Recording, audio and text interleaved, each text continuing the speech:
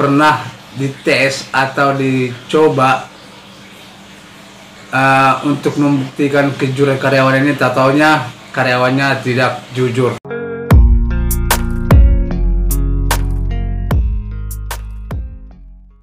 Halo sobat, berjumpa lagi di channel saya, yaitu channel tentang tutorial usaha laundry.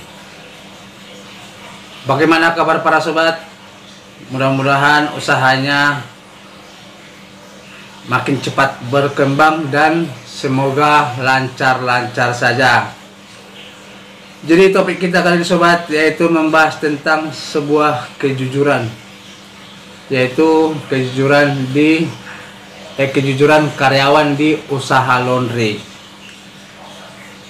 Dimana kemarin sobat,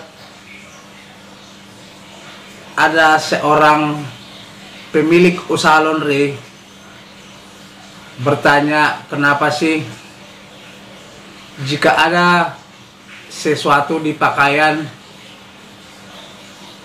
karyawan tidak pernah jujur dan tidak pernah mengembalikan ke si pemilik usaha laundry. Salah satu contohnya, jika menemukan uang di pakaian pelanggan, tidak pernah ada laporan. Nah, sementara si pemilik usaha tersebut karena sudah pernah dites atau dicoba untuk membuktikan kejujuran karyawan ini, tak taunya karyawannya tidak jujur. Sebenarnya sobat, ini untuk mengetahui kejujuran karyawan usaha laundry ini memang agak susah. Jarang itu ada yang jujur.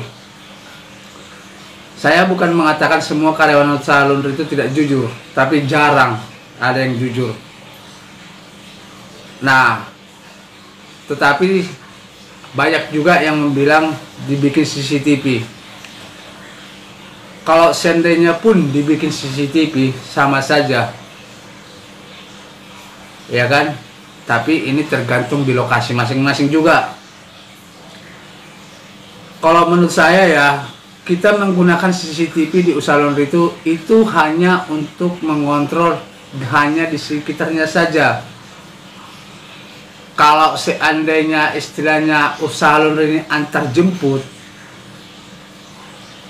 jangankan barang yang ada di pakaian, laundry yang diambil pun, yang dijemput, bisa-bisa tidak dicuci di usaha laundry kita sendiri, tetapi dia mengoper di usaha laundry yang lain supaya mendapatkan komisi. Nah, jadi memang agak susah kalau istilahnya kita mencari kejujuran di dunia usaha laundry ini. Nah, kalau seandainya seperti yang tadi itu ada menemukan barang di saat proses pencucian, walaupun istilahnya kalau menurut saya ya memang dikontrol dengan CCTV, belum tentu. Karena banyak juga pengusaha karyawan laundry ini mencari celah di mana yang bisa dia, bagaimana caranya supaya barang yang ada ini jangan sampai bisa dipantau oleh kamera CCTV. Nah, jadi agak susah.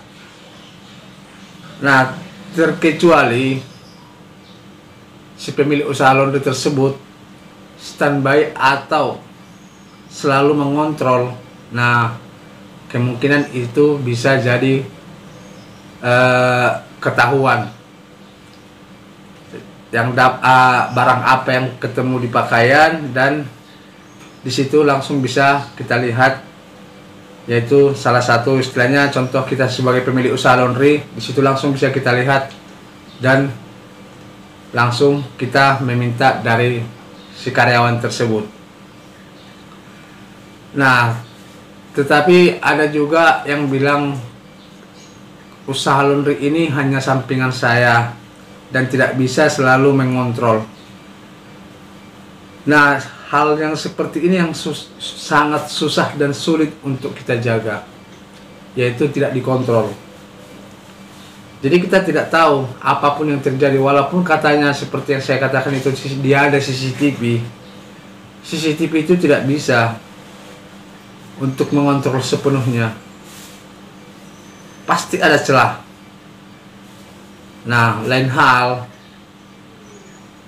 bisa dikelilingi semua CCTV, bisa jadi, tapi itu juga hanya di lingkungan itu saja, bukan untuk seperti yang saya katakan tadi, untuk di usaha laundry antar jemput.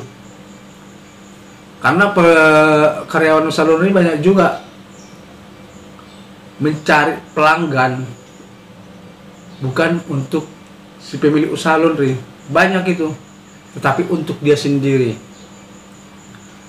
Nah, dia menemukan pelanggan baru, itu bukan ada juga yang tidak melapor sama bos atau sama si pemilik usaha laundry, tetapi dia tetap mengambil pakaian pelanggan baru ini, dioper sama orang, ya otomatis dia dapat komisi atau dia mencuci sendiri, tetapi dia sendiri yang menerima uangnya. Nah, jadi serba susah sobat.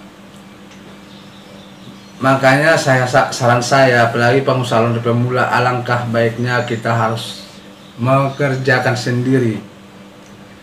Nah, tetapi kalau seandainya masalah istilahnya mengatasi ini, sebaiknya kita yang sendiri. Kalau sebaiknya ya, apalagi bagian antar jemput, lebih baik si pemilik usaha yang menjemput, ya kan, baru pas proses pencucian juga nanti bisa langsung kita kontrol. Nah, tapi kalau bagi pengusaha laundry yang hanya usaha laundry ini sampingan, sangat sulit. Nah, ya caranya setahu saya istilahnya harus tetap dikontrol, tidak bisa hanya langsung memberi kepercayaan. Nah, jadi kalau untuk mengatasi hal-hal seperti ini, yaitu dengan cara hanya satu cara itu saja, yaitu kita harus mengontrol usaha kita sepenuhnya. Nah, jadi kira-kira seperti itulah sobat video saya kali ini. Jangan lupa subscribe, ketik tanda lonceng supaya tidak ketinggalan video-video saya berikutnya. Terima kasih dan sampai jumpa kembali.